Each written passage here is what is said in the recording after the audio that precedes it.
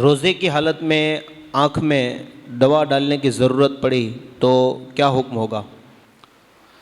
آنکھ میں دوا ڈالنے کے حوالے سے یہ تھوڑی سی تفصیل میں آپ کے سامنے بیان کر دوں، چونکہ سوشل میڈیا کا زمانہ آ گیا، یوٹیوب فیس بک پر ابھی آپ جائیں گے، آج کل لوگ وہاں سے بھی دین سیکھنے کی کوشش کر رہے ہیں، اچھی بات ہے، لیکن اس کا خیال کریں کہ وہاں سے دین لینے میں ایسا نہیں ہے کہ جو بھی یوٹیوب پر اور فیس بک پر موجود ہے، سوشل میڈیا پر موجود ہے، اس سے ہمیں دین لے لینا ہے۔ جو بھی داڑھی ٹوپی پہن کر کے چینل پر بیٹھا ہوا ہے، اس سے ہمیں علم دین حاصل کر لینا ہے، چاہے وہ سنی کو، غیر سنی کو، کسی بھی فرقے سے تعلق رکھنے والا ہو، ہمیں اس سے کوئی تعلق نہیں ہے، ہمیں اس سے کوئی واسطہ نہیں ہے۔ یہ جو بعض لوگوں کی سوچ ہوتی ہے یہ بالکل غلط ہے۔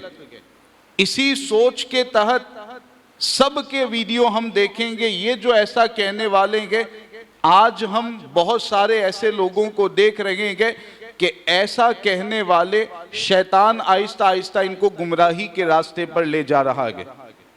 مرزا انجینئر بظاہر آپ کو بخاری اور مسلم اس کے سامنے رکھی ہوئی ملے گی، قرآن مجید بھی اس کے سامنے آپ کو رکھا ہوا ملے گا، بظاہر آپ کو لگے گا کہ یہ تو حدیث اور آیت ہی کے تحت باتیں کر رہا ہے، اس کا کوئی بھی مسئلہ اور اس کی کوئی بھی گفتگو حدیث اور آیت کے علاوہ تو ہے نہیں۔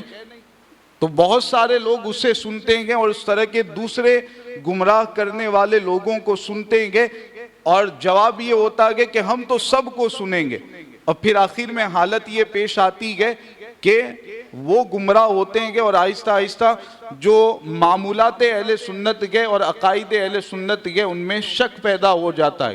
تو یاد رکھیں کہ ہر قرآن سنانے والا حق پر ہو، یہ کوئی ضروری نہیں ہے۔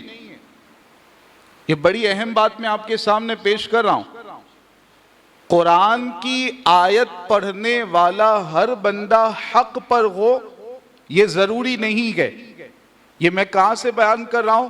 قرآن ہی میں اللہ تعالیٰ نے یہ بیان کیا گیا، چنانچہ قرآن میں اللہ تعالیٰ نے یہ آیت بیان کی ہے، یُذِلُّ بِهِ كَثِيرًا وَيَهْدِي بِهِ كَثِيرًا۔ آپ سنیے گا، قرآن پڑھنے والا ہر بندہ حق پر ہو، یہ کوئی ضروری نہیں ہے۔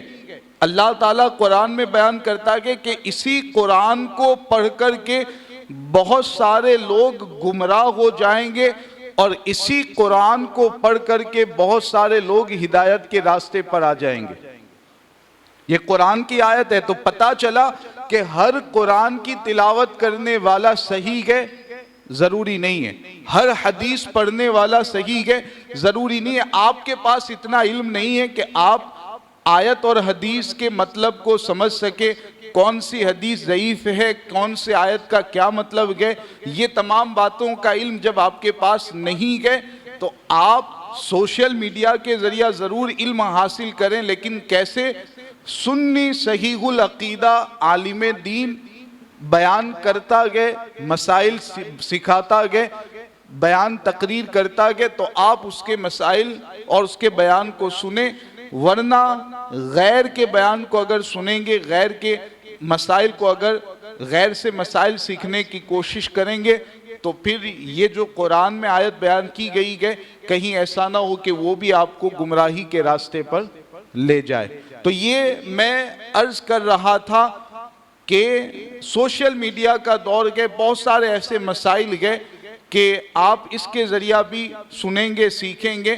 آنکھ میں دوا ڈالنے کے حوالے سے میں یہ وضاحت کر دوں کہ ہمارے یہاں جو ہندوستان کے علماء کرام گئے، اکثر علماء کرام کا یہی کہنا ہے کہ آنکھ میں دوا ڈالنے سے روزہ نہیں ٹوٹتا ہے، جبکہ پاکستان اور دیگر کچھ جگہ کے علماء کرام کے جن کا یہ ماننا ہے، ابھی اختلاف بھی ہو سکتا ہے کہ صحابہ کرام سے اس طرح اختلاف چلا آ رہا ہے کہ کچھ مسائل میں اختلاف ہوتا ہے، تو ان کے یہاں یہ ماننا ہے کہ آنکھ میں دوا ڈالنے سے روزہ ٹوٹ جاتا ہے۔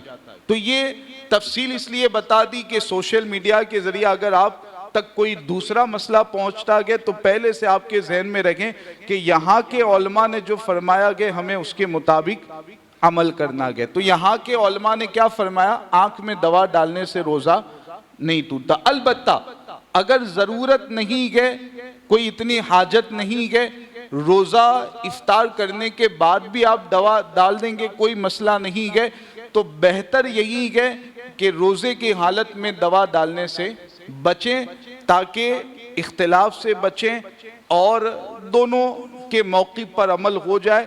ورنہ ضرورت گئے، حاجت گئے، دوا ڈالے گا اگر کوئی روزے کی حالت میں تو اس سے روزہ نہیں ٹوٹے گا. یہاں کے علماء کے مطابق ہمیں عمل کرنا ہے. ماشاء اللہ، سبحان اللہ.